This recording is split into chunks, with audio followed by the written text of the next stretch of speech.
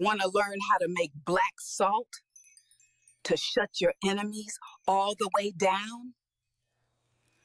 Salt, ash, pepper, charcoal. Mix it up and shut the noise down. Ever leave a broken chair on the porch? It invites poverty to sit a while. I'll take it off your property.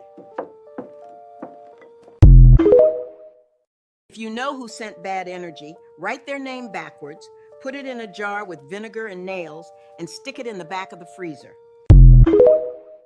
Witchcraft ain't always no hocus pocus. Sometimes it's gossiping, lying, and backbiting. God don't like ugly. Don't do nothing you don't want done to you.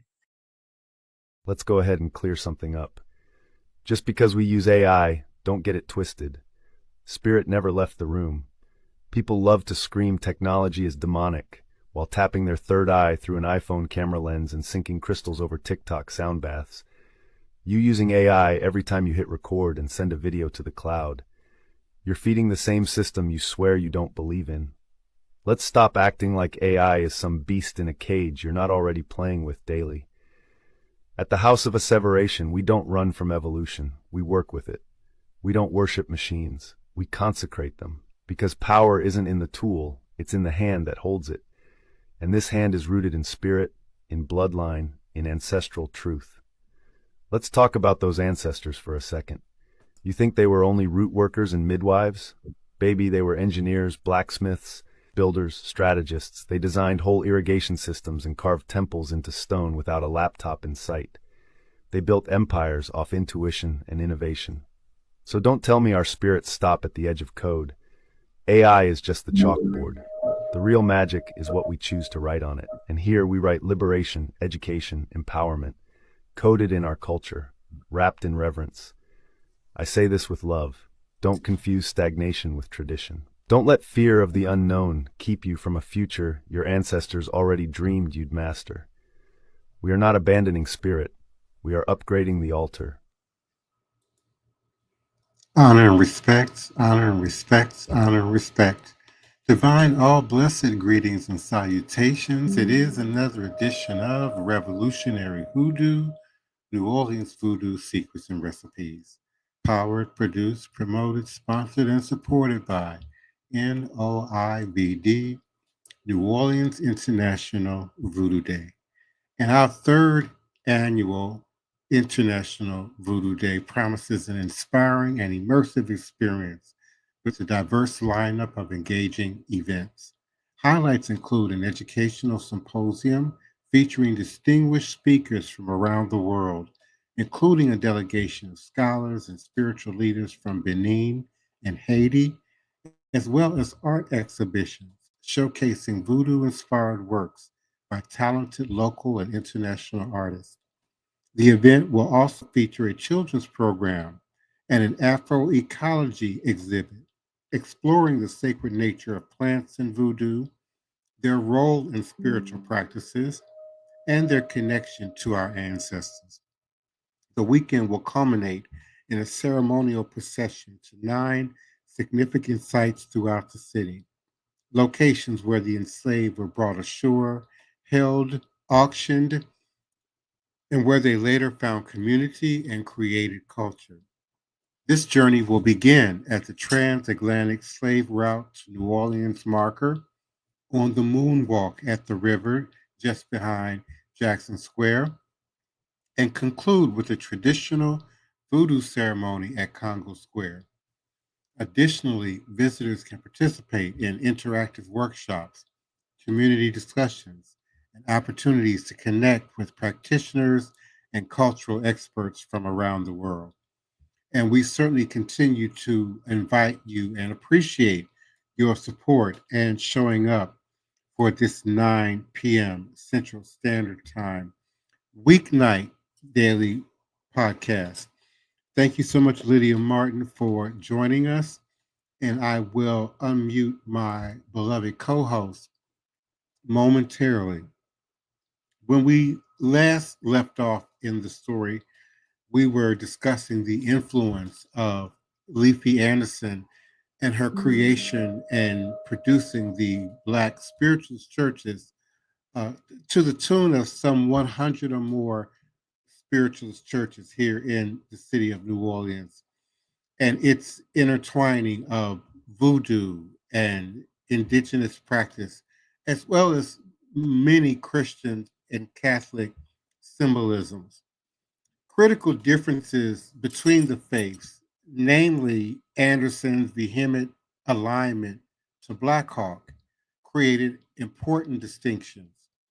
But voodoo's colorful spirit worship and warrior metaphors left its obvious mark on her 20th century spiritual church. Her New Orleans audience, composed mainly of women, may have lost their beloved Queen Marie Laveau, but they gained a prime minister in Leafy Anderson. Leafy Anderson's call against oppression nearly fit with post abolitionist Louisiana, neatly fit with post abolitionist Louisiana. Black women were ready for her powerful symbol of protest and protection to stand up on their behalf. And without exploring in depth, it must be mentioned that this was a critical era, unstable period between the world wars, the hum of the Black civil rights movement in the air. Black men having been drafted for World War I responded to the irony of dying for a country that denied equality in other ways. And although Black men had been permitted to vote for 50 years, women's suffrage was passed in 1920, recently shoring up women's group self consciousness across racial boundaries. No one, Black or white, could avoid the palpable change. 1920 was a maelstrom of racial and gender re identification on the heels of World War I, forced to look down the barrel of another impending war. Black spiritual churches that continued to seed New Orleans after 1920 had a history of accommodating or adjusting to other congregations, developing varied emphasis on Christian spirits or Jesus. Known for its pragmatism, Black spiritualism was an adaptive mechanism which emphasized health, prosperity, and personal power, and allowed great flexibility as a means of survival. Being more aligned with Christian divinity than voodoo allowed for disparity in belief systems among congregations. One could pray to altars with Black Hawk or Jesus as easily as one focused on St. Daniel, who figured as prominently in spiritual churches as in voodoo.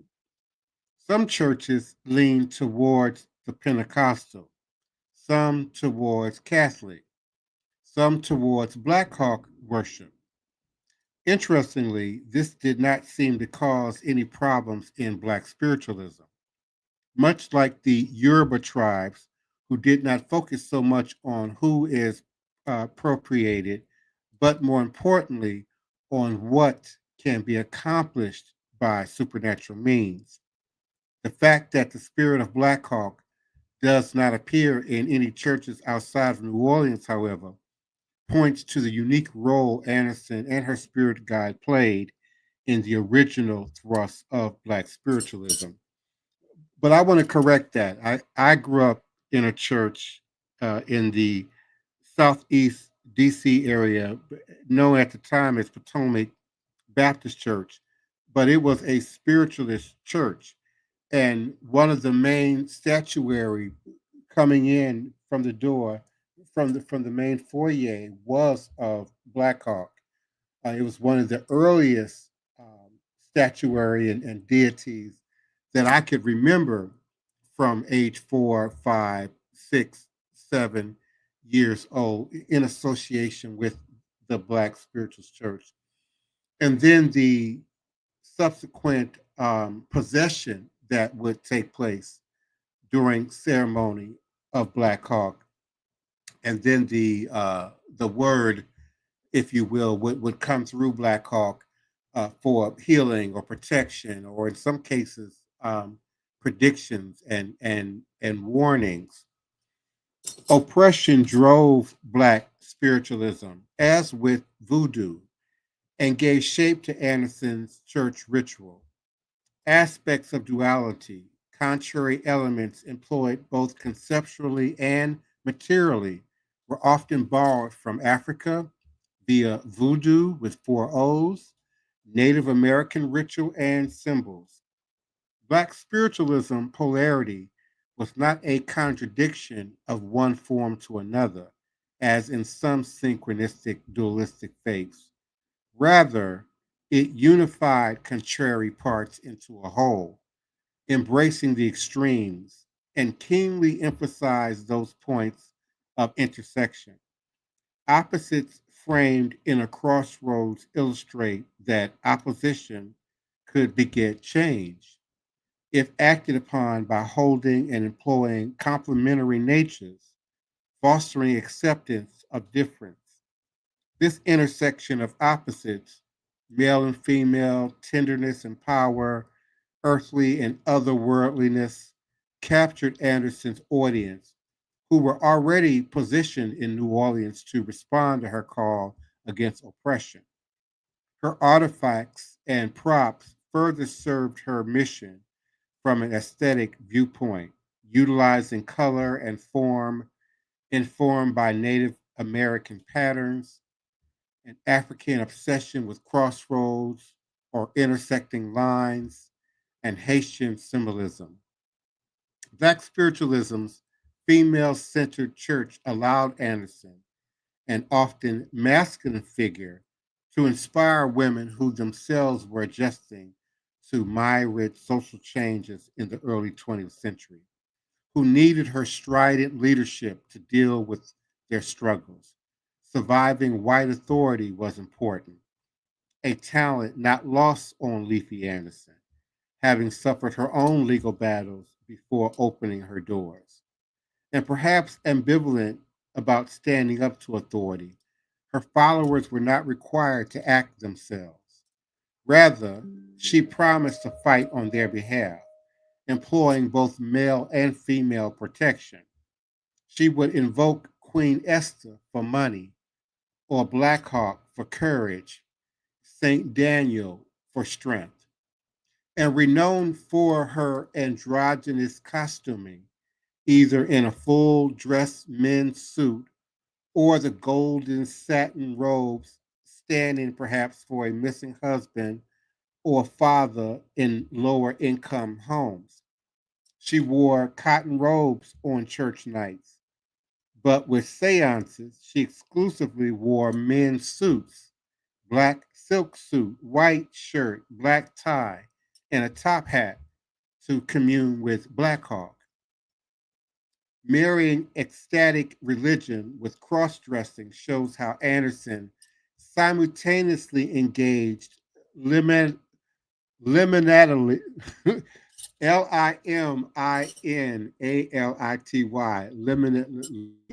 with blurred boundaries, traveling flexibly between roles. With her womanly street attire, including elegant jewelry and lavish, expensive wardrobe, she could later dress as a man to enact masculine privilege within the domain of her church. And whether male or female, spirit guides in the Black Spiritualist Church were often figures of persecution. Half Native American herself, Anderson predominantly employed the male spirit guide of Black Hawk, an icon of true courage in the face of persecution. Black Hawk was a Illinois Sauk, an articulate, persecuted warrior from her home state, fueled by bitterness from the Black Hawk War. His journal defended Sauk honor and spoke to Leafy Anderson almost a century later. When Chief Black Hawk was defeated and captured, his legendary audience with President Jackson became known for the statement, and I quote, "I am a man and you are another," unquote. And such courage and self respect garnered opportunities to appear publicly, gaining quite an unprecedented following for our Native American. Ladies kissed him.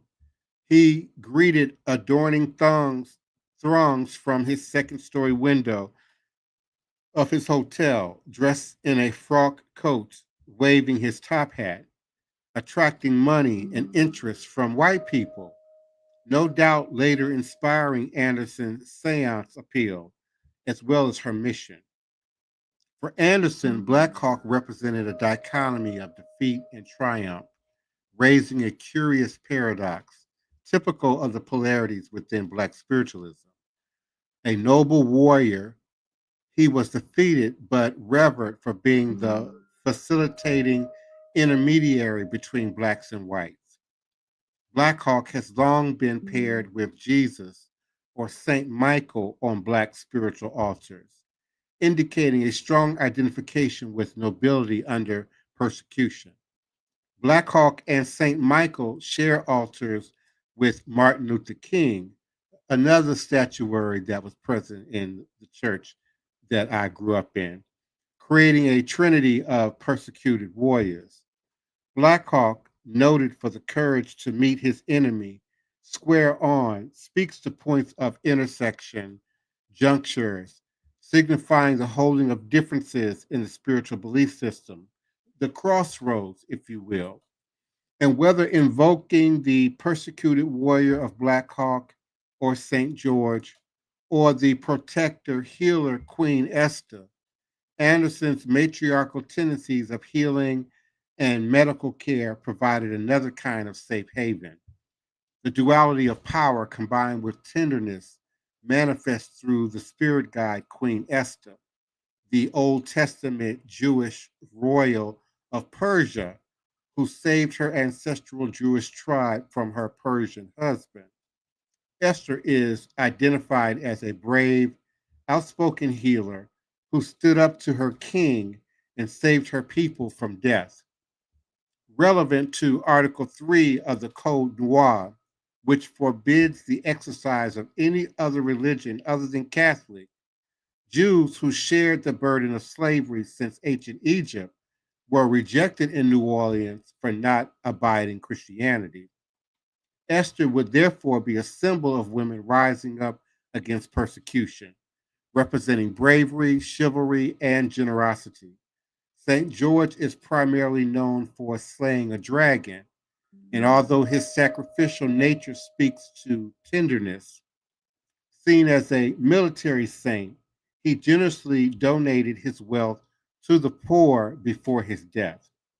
A hero against the dragon Satan, with a giving sacrificial nature, he was respected in the spiritual church as kind uncle, a familiar label of intimate and accessibility. Along with power and tenderness, the duality of worldliness and otherworldliness is a foundation of Black spiritualism. Anderson was a master at holding both spaces, as an advisor on financial matters or as a powerful spiritual intercessor. More personally, strategic thinking informed her powers of persuasion and positioning, easily framed as her worldly side.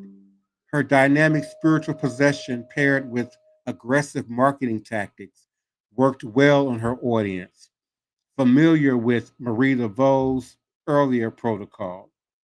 As a crafty, well-dressed businesswoman, Anderson took in large amounts of money for her trainings, making at least $1,500 her first year, and conducted many fundraisers on the Amelia Street roof garden, where whites and blacks danced to swing bands. Her classes served to train and ordain more ministers, seeding Black spiritualism in other parts of New Orleans Parish, as well as to send to previously established churches in aforementioned cities out of state. Certainly, my mother's mother was touched by the Black Spiritualist Church, though she never attended church herself. But upon her transition, we certainly found supplies of various hoodoo type and nature within the confines of her basement hair salon. My grandmother had 3 properties, 2 in the city and 1 in the country. And the main property in the city had her own fully furnished hair salon in the basement. And among those supplies, we found magic floor washes and other what we now know as hoodoo spiritual supplies. An extremely successful tactic, allowing a variety of subsequent ministers, such as Catherine Seals, Mother C.J. Hyde, or Mother Shannon, to further ordain hundreds more practitioners. Hans Baer emphasized that since economic prosperity was not prevalent among its inheritors, the spiritual movement promised to offer a spiritual means to material ends, a promise of finances or employment, for example. And before I conclude, Leafy Anderson's artifacts and prompts or implements further served her mission from an aesthetic viewpoint, utilizing color and form, informed by Native American patterns, an African obsession with crossroads and intersecting lines to embody the message of meeting your enemy face to face. Duality, contrary elements employed both conceptually and materially, was informed by oppression and embraced extremes and keenly emphasized those crossing points. Duality's relevance to struggle can be closely interpreted through artifacts from a semiotic perspective. Few scholars like Stephen Y. Meyer are as curious about Native origins of the symbolism of Black spiritualism. Black, white, and red Black Hawk figures on spiritual altars quite clearly represent the white and Black man, with the red man serving as go between. In the tricolor symbolism in Congo metaphysics, and I know Shrine of the White Cauldron, Elder Reggie uses Congo metaphysics. The color red is said to mediate between white and Black, and here red becomes an important mediating mechanism in Anderson's paraphernalia, reminiscent of many African palettes. Other Africanisms, such as cosmograms, particularly the Congo cosmograms, symbol drawn in the earth as crossroads or forks in a pathway, are easily related to the sign of the Christian cross in Black spiritualism, and even Congo Square itself in the very patterns of the brick laid down in Congo Square. And at such crossroads, invocations of forces from the other side have led healers to call these emblems four corners of the sun, or four winds of heaven, or the four corners of earth, language taken directly from Revelation 7 and 1, a common image in paganism or Native American symbolism. The sign of the cross is used far too often to assume a Christian origin, however. The crossroads, as a surrogate for the cosmogram, is traditionally where Africans went to ask favors of the cosmos and get in touch with one's ancestors. The blueprint clearly relates to checks or cross imagery seen on spiritual altars, once demonstrated on the outside of the shrine in St. Louis Cemetery number 1 for the Marie Laveau, with intersecting flags tipped in an X or four corners emphasized with spirit icons. And I certainly, again, am appreciative for those who have joined us here live. Lydia Morton, we certainly appreciate you. Latiria Daniel, thank you so much for coming on in. Ray Alexander, we certainly appreciate your continued support. And please forgive me if I don't pronounce your name correctly. Gasanda Thomas, thank you so much. Greetings and salutations. And to my beloved co-host, the Queen Mother, Sister Toni Val Martinez, please unmute and come on in, followed by Elder Reggie, known here as Soap, Shrine of the White Cloth.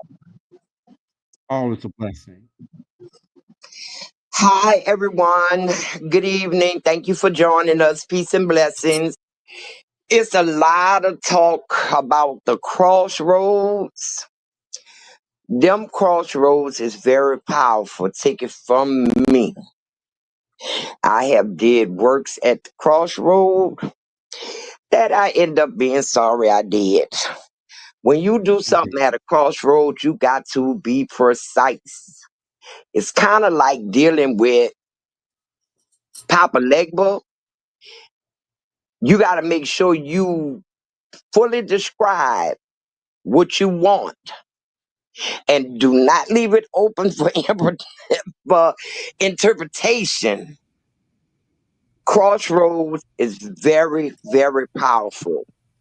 And another thing that gets me that I always try to tell people, do not pick up money when you walking across the street and it's a crossroad.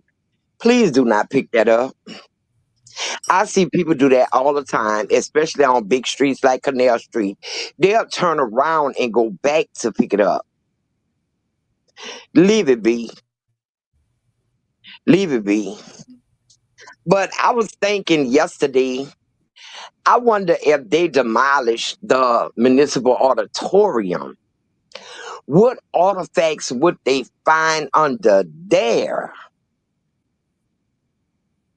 Oh my goodness. I think they would find a lot of artifacts under the municipal auditorium. The spiritualist churches, I really don't have a lot of dealings with them.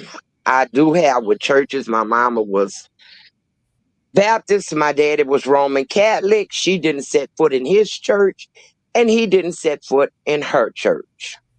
Literally, would not cross the door sill. My mama would not cross the door sill of a Catholic church. And for that reason, my daddy said he wouldn't go in her church. Her church was Stronghold Baptist Church up on Galvez, close to where the projects used to be at, the Callio projects used to be at. And right across the street from her church was a Catholic church. And when my dad brought us there, because neither one of us drove, and I was a little girl, he would go in the Catholic church and she would go in her church. But it's very interesting, and I've been studying a lot, and I can see from studying, well, up into the 80s and 90s, the spiritualist churches were still around and the influence of them was still around. But they had went back to being kind of guarded and whispered and whispered about. Because like I say, a guy new in the neighborhood when I moved in there, he introduced me to Black Hawk. And I didn't have a problem with him. But when we walked down the street together, people looked at me like I was crazy. And looked at him, he was be like, "Oh girl, don't worry about them. They think I'm gonna put a spell on them or something. They just don't understand." Because he was out with his, but he was out loud and proud with, him being a worshiper of Black Hawk. But people in the neighborhood was shunning away from that.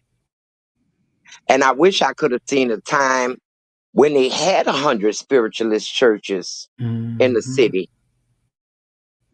to see where they were and how they differed. Because knowing me, I would have walked right on up in one of them, two of them or three of them. I've walked in mosques, I've walked in synagogues just to see what was going on. I don't advise a woman to do that in a mosque, though, but I have. And it's very interesting. I love studying the different religions. And, I grew up, like I said, tired of church. Just too much church between the Catholic and the Baptist churches. Too much. And the too much different ways of the two churches. I learned them both. And I stopped going to church when I was like 13 years old. Never set foot back in one for years. I'm literally 4 years. Not that I wasn't spiritual. I just didn't believe in what the churches were saying. So I didn't go. And what say you, Elder Reggie? Divine Prince, Sister Toni, can you hear me? Yes. Yes. Yes, okay. Well, I like to come in.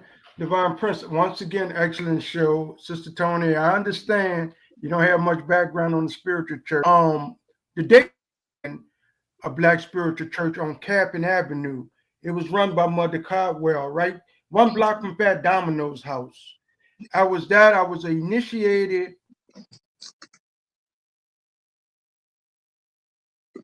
Yoruba guy, priest, or everything, but anyway, and still it was the spirits. And Mother Leafy Anderson brought spirit guides to New Orleans. But when she got here, because the people had familiarization with Marie Laveau, with a plethora of different working modalities toward hoodoo, voodoo spirituality, they was able to merge one passage from a book that, and I like to read this passage, please. And it's dealing between heal and work. In traditional Christianity, healing is recognized part of the church ministry. Clergy offer prayers in many services for anyone suffering from physical or mental problems.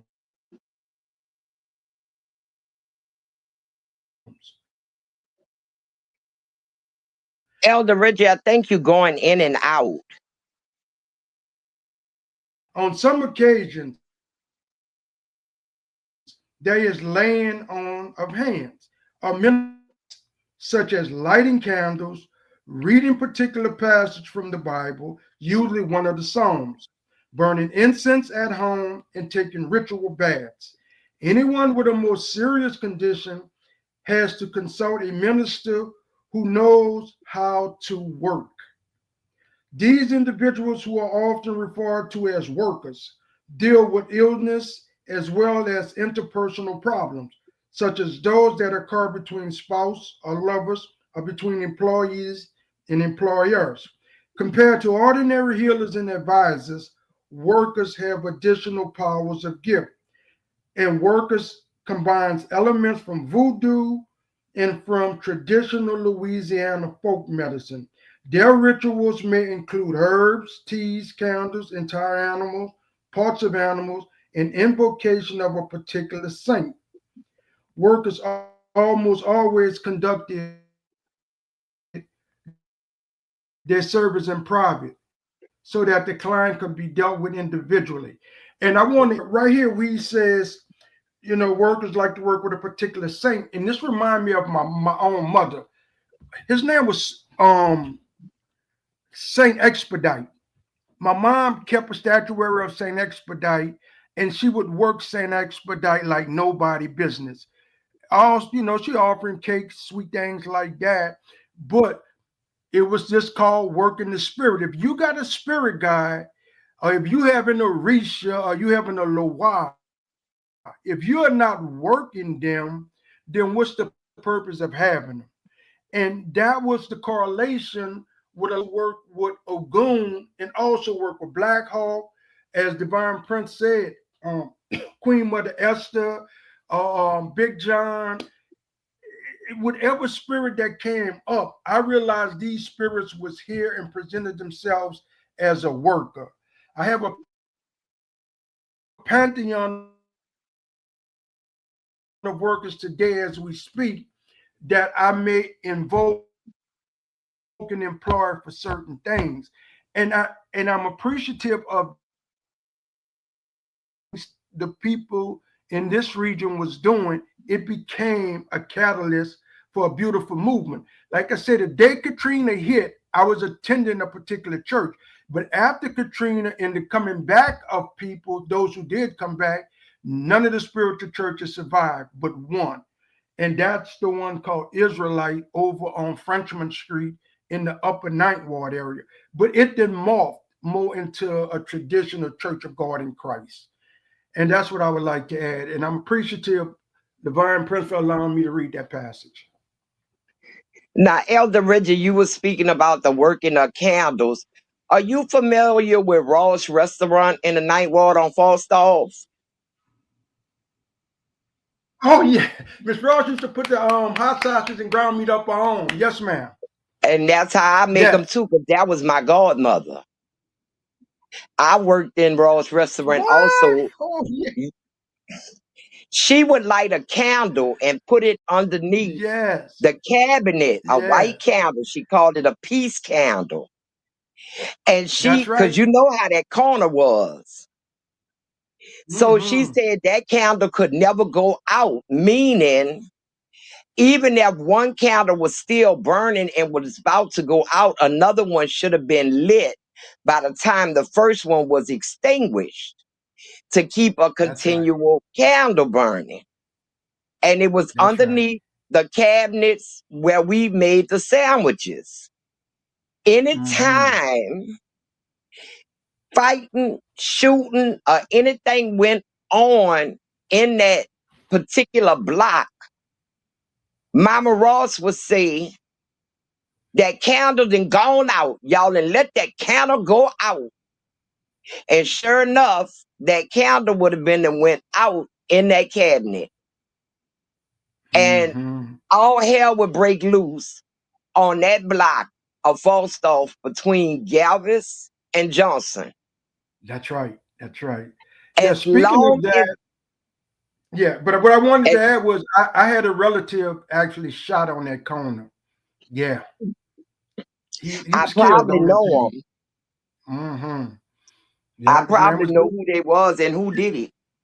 On that particular corner. And she did have a candle, but a lot of the mothers in that area believed in candle work. It was just a part of the tradition somewhat. Even if you was went to other churches and not the spiritual church, but people believed in working the spirits and working the candles. I am just an advocate of still working candles today. I don't work them as much, but believe me, I would work a candle in a heartbeat. Yes. Me too. Me too. Me too. Yeah. But yeah, she kept that peace candle going, and the minute it went out, all hell was gonna break loose. And I got because I do candles too. I was constantly looking in there, and I go tell her the candle about to run out, mom. Light another one. Yes. But now this she had to do some work. Oh yeah, it works. Yeah, the candle work. In fact, true story, I have a candle burning right now because we are doing the historical marker on next Friday, the 15th of August. And my nearsightedness had me run into a brick wall. And I had to put prayers and candles on that. Things didn't work itself out. But if you have tools, why not use them? And that's what I did, and that's what I employ. I'm not saying that is the results of what happened today, that we are moving forward. But I like to say, I just didn't sit on my hand and do anything. I employed the tools, methodologies that I know. Yes. Yeah. But our time is coming to a close for tonight. I would like everybody to have a safe and happy weekend. I'm going to turn it over to Elder Reggie to close us out. Peace be with everybody, especially in these times that we're going through in our country. Yes. Thank you, Elder Sister Toni. I got it. Thank you, Sister Toni. And thank you, Divine Prince, and everyone in the collective chat. We do love you. But if word of wisdom, as Sister Toni brought it tonight, if you feel yourself in dire straits or going through something, it's okay to burn a candle, do an invocation, do a prayer. burn a candle. This particular methodology really, really works. And it's not tied to a religion or particular initiation or any of that stuff. It's a candle, and it is your faith, and it is your belief. I just wanted to drop that little nugget.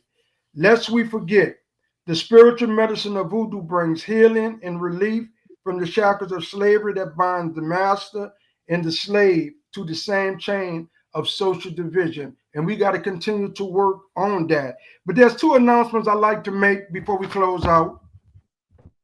And one is next Friday, August the 15th, 10 a.m., Esplanade Avenue at Dauphine Street in the back of the French Quarters. We're doing the marker reveal of the 1866 March. And the second announcement is August 23rd, prayer collective practice for practitioners of the different faiths. We're going to get together and do a collective prayer to try to send some energy to this country so it could get itself together. With that said, I say I love you all. I appreciate everything and all those who show up, because there's other things you could be doing. We love you once again. Ashe, ashe, ashe. Good night, everyone. Good night. Thank you for your attention. Thank you for your support. Odabo.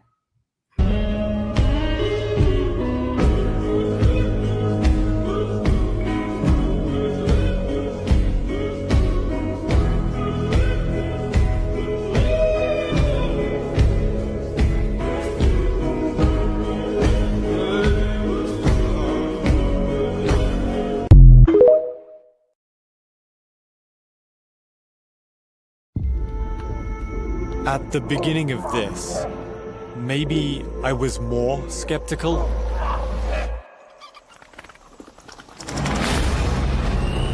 As the days have gone on, I'm not sure what I think anymore.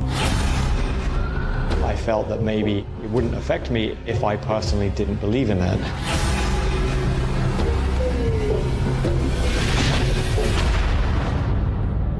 So, knowing what you know now, would you still get cursed? I'm seeking out a curse, a hex to put on myself. A curse could end your life. You're literally begging the devil to knock on your door just to prove to you that God's real. He could curse you with stupidity, but we think you got that down. Despite the warnings, I'm investigating the real-world effects of dark magic. Looks like you have a lot of love and a lot of opportunity. You are going to cause damage to that. How do you feel after doing this? Evil. That must be quite seductive. That's the power you're calling on. The devil, right? Quite seductive. I'm going to enter into a pact with Satan. Señor Satán, Lucifer, presentamos a este hermano. Con tu fuego purifica. Wyong is pretty much the epicenter of all black magic. People are very scared to even talk about it. Y'all better not call me at 2 o'clock in the morning talking about this man is dead. I don't want to hear that.